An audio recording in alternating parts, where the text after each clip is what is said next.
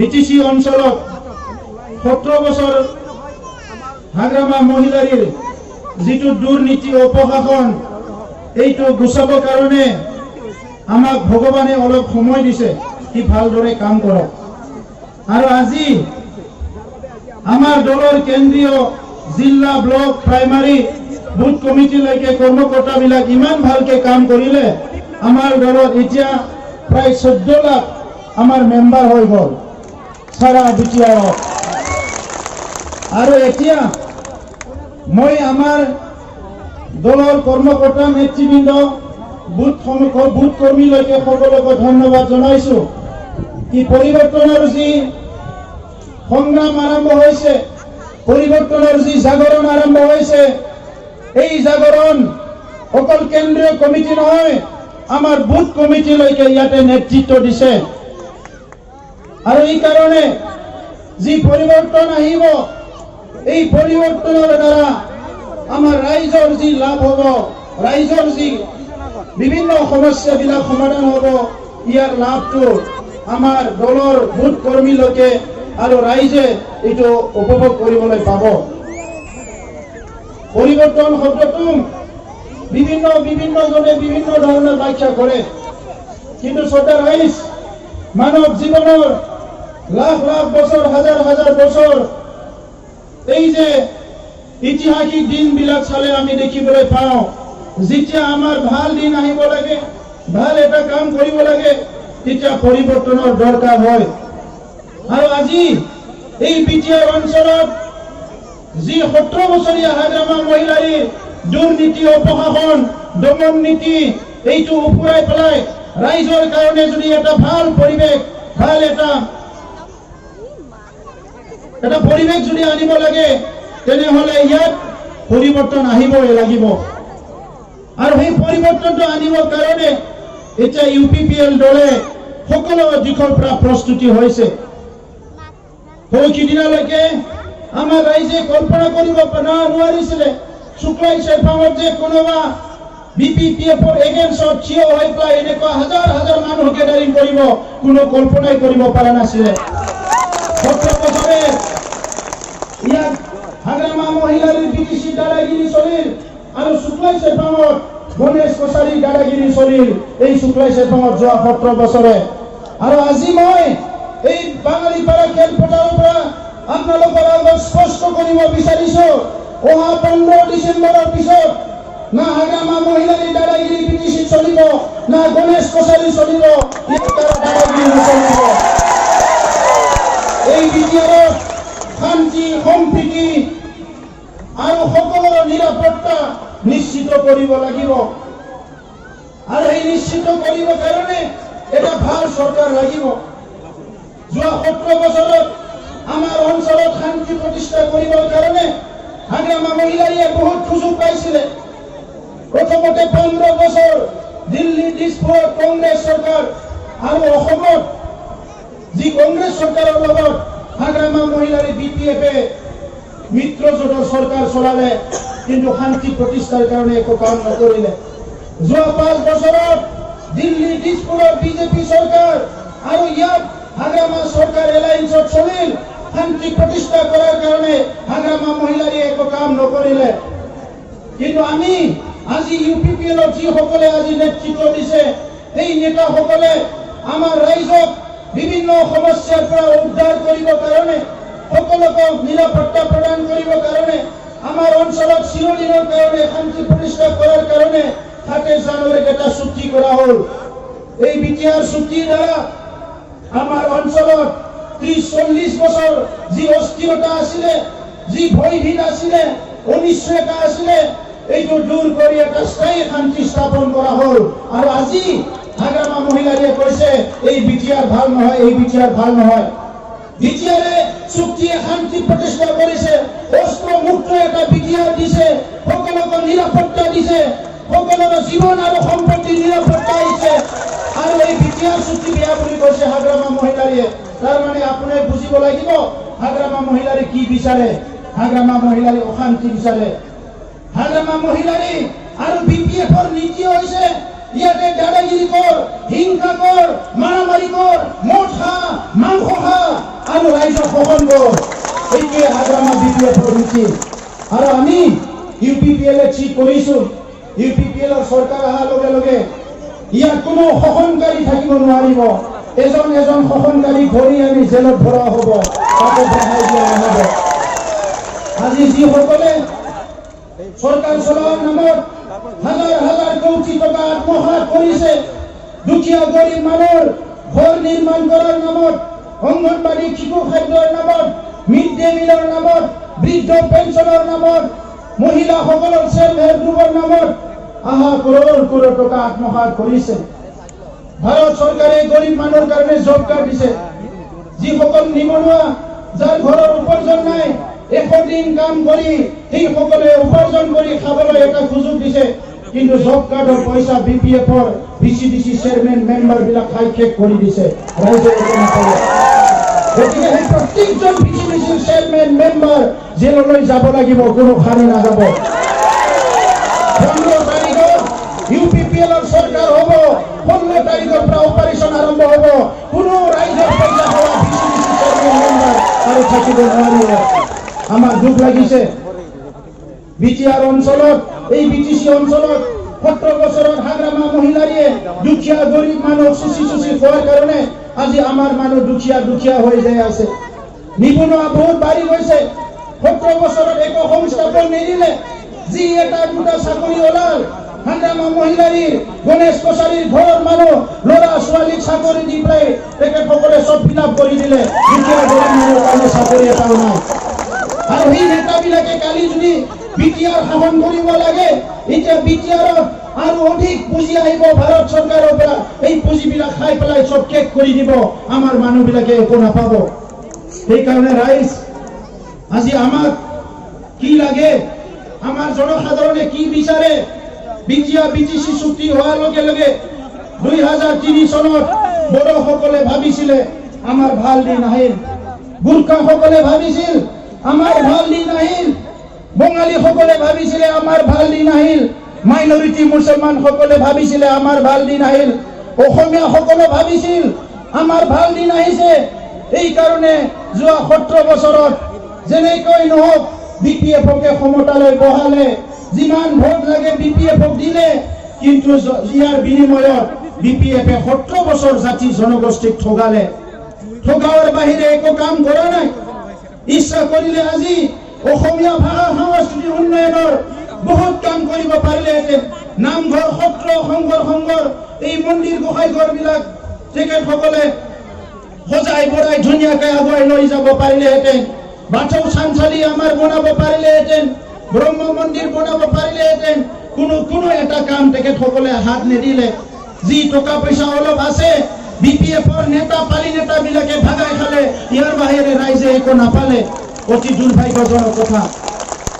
এখন দেশ উন্নত হয় এই দেশৰ নেতাৰ কাৰণে, এখন ৰাজ্য উন্নত হয় এই ৰাজ্যৰ নেতাবিলাকৰ কাৰণে। এটা কাউন্সিল ডেভেলপ হ'ব, সেই কাউন্সিলৰ নেতাবিলাক যদি ঠিক হয়।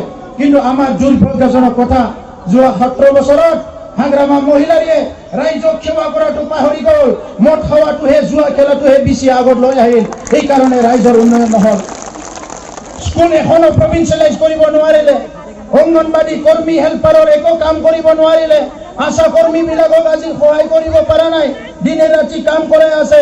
গাঁওবুঢ়াসকলৰ চাকৰি যিটো আছে ৰেগুলাৰ কৰিব পৰা নাই। কোনটো কাম কৰিলে আমাক তেখেতসকলে হিচাপ দিয়ক। আজি BPFে হিচাপ দিয়ক, কোনটো ৰাইজৰ কাৰণে কি কাম কৰি দিছে। ভূটান পাহাৰৰ পৰা হাতী নামি আহি সদায় মানুহ মাৰে, সেইখিনিও বন্ধ কৰিব পৰা নাই। যি এটা দুটা নদী আছে গৰাখহনীয়া হৈ আছে, সেই নদীৰ গৰাখহনীয়াটো বন্ধ কৰিব পৰা নাই। উত্তৰ অঞ্চলৰ খোৱা পানী যোগান ধৰিব পৰা নাই। এখন দুখন বিদ্যালয় আছে, ইয়াত মাষ্টৰ এপইণ্টমেণ্ট দিব পৰা নাই। কি কাম কৰিলে BPFে? যোৱা 17 বছৰত লুণ্ঠনৰ বাহিৰে একো কৰা নাই BPFে। এইকাৰণে আমি ঠিক কৰিছো, সমমৰ্যাদা উন্নয়ন ৰাইজৰ হ'ব লাগিব। এই BTR আমাৰ BTR, বড়োৰ BTR, অসমীয়াৰ BTR, গোৰ্খাৰ BTR, ইয়াৰ বঙালীৰ BTR, মুছলমানৰ BTR, সকলো জাতি জনগোষ্ঠীৰ BTR। এই BTR সকলো সকলো জাতি জনগোষ্ঠীৰ সমমৰ্যাদা সম অধিকাৰ থাকিব লাগিব এই বিটিআৰত। ইয়াত যদি বড়ো খাবলৈ পাইছে, অসমীয়া, বঙালী, গোৰ্খা, আদিবাসী সবে খাবলৈ পাব লাগিব। সমান মৰ্যাদা সমান অধিকাৰ সবে পাব লাগিব।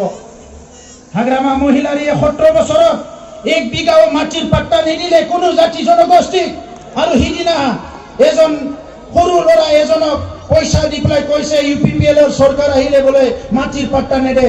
মই আপোনালোকক স্পষ্ট ভাষাৰে কৈছো, 17 বছৰত BPF-এ এজন মানুহ মাটিৰ পাট্টা দিব পৰা নাই।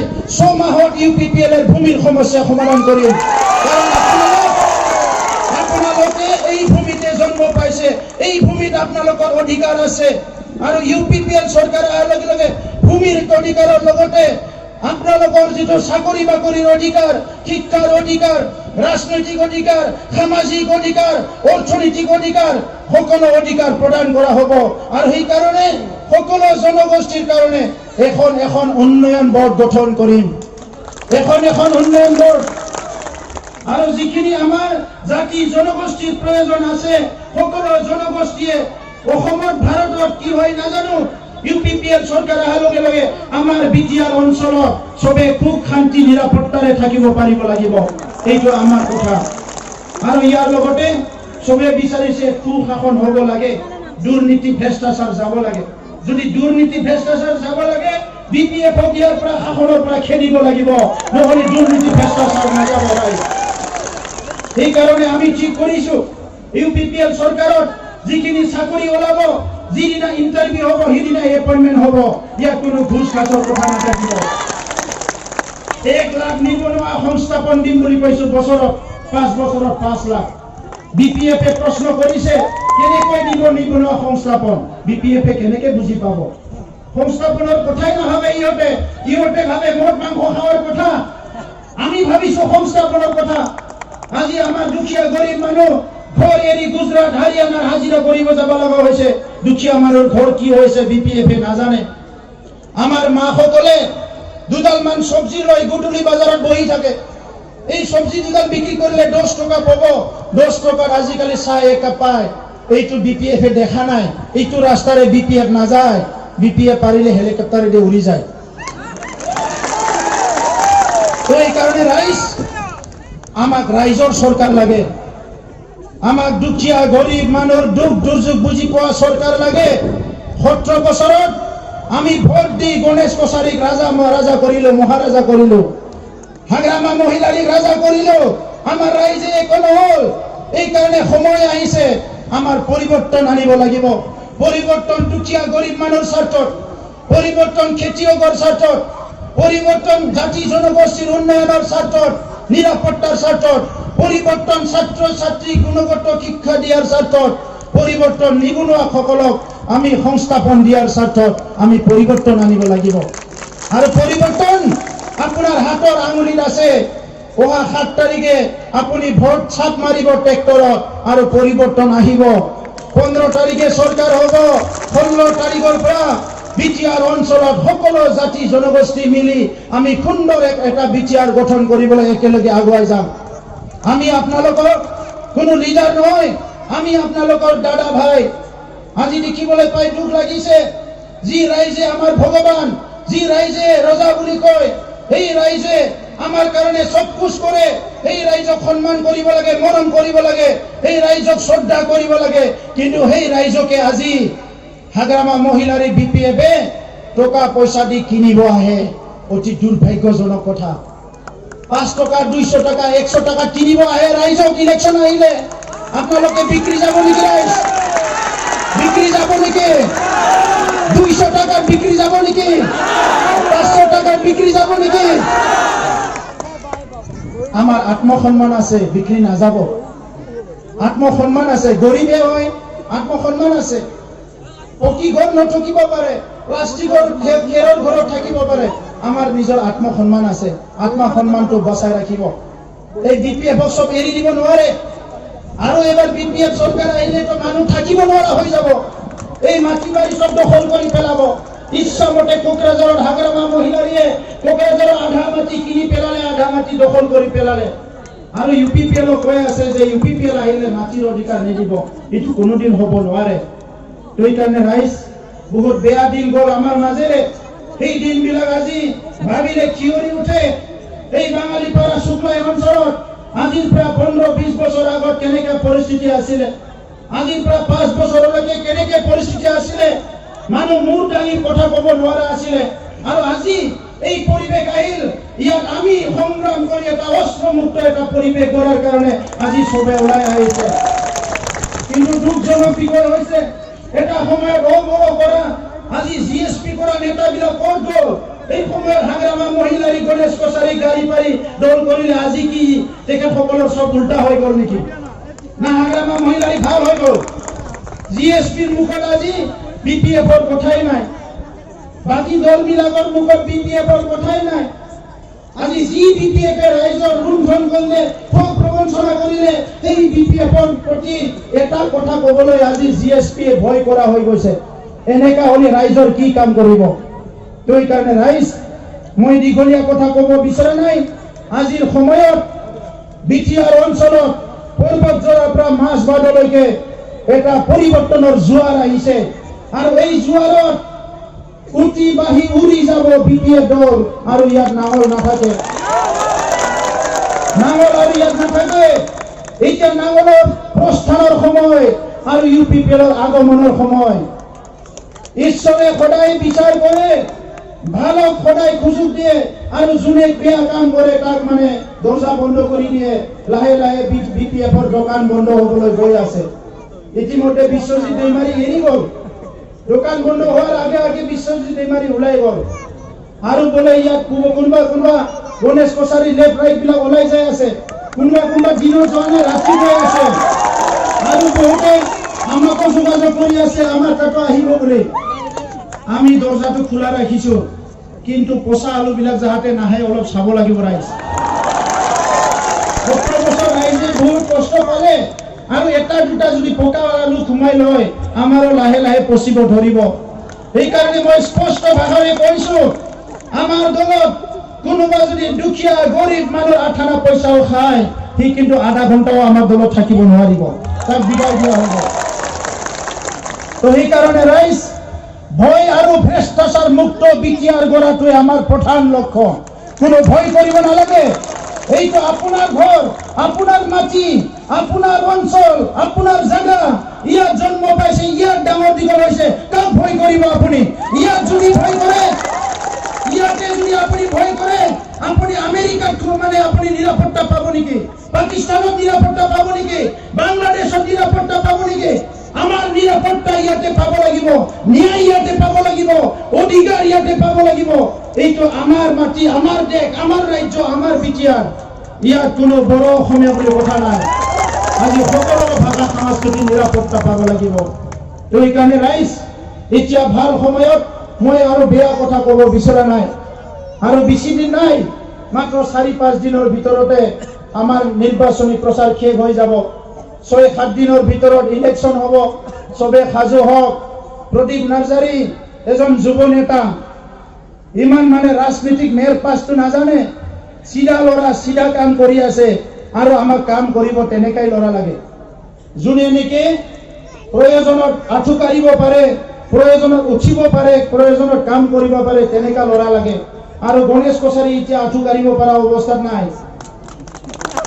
সেইকাৰণে ৰাইজ, পৰিৱৰ্তন আহিব।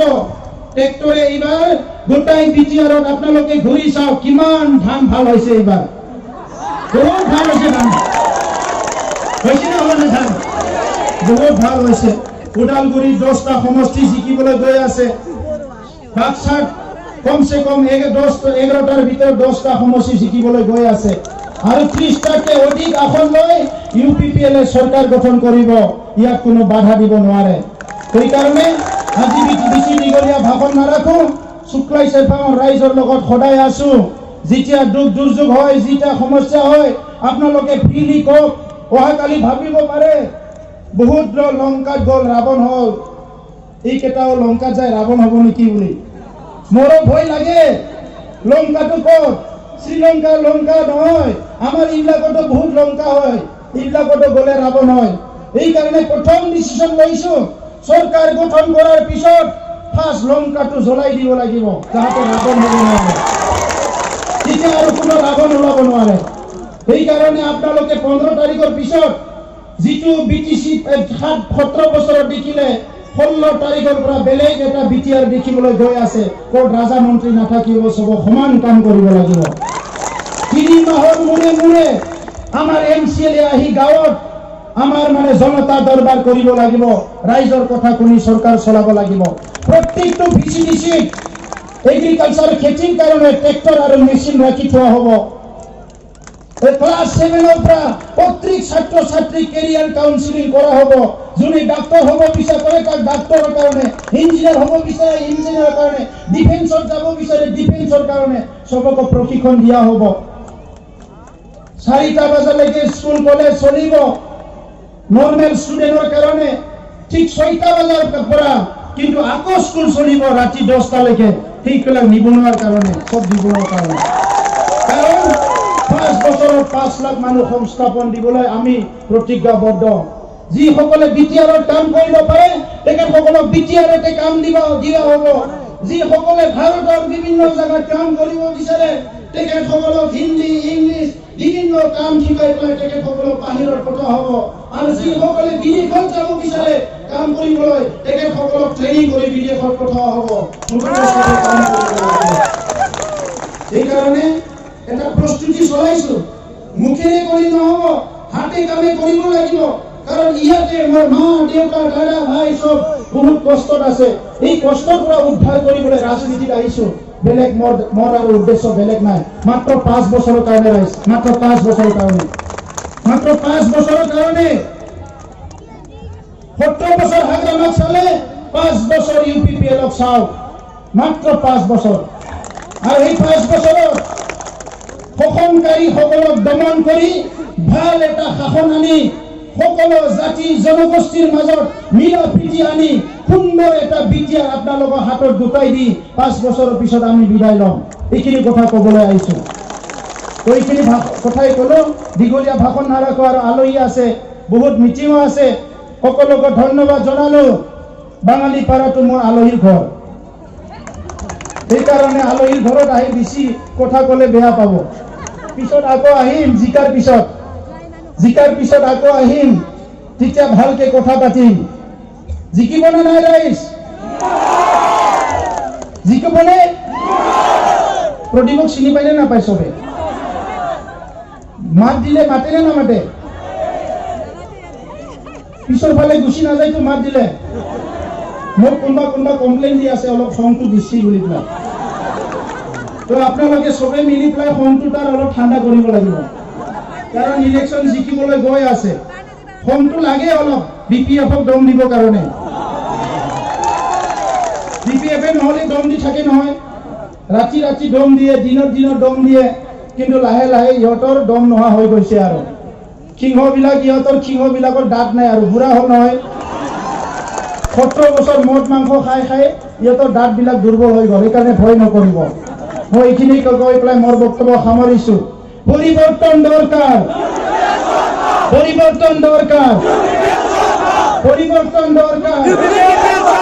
ট্ৰেক্টৰ শ্ৰমিক ভোট দিও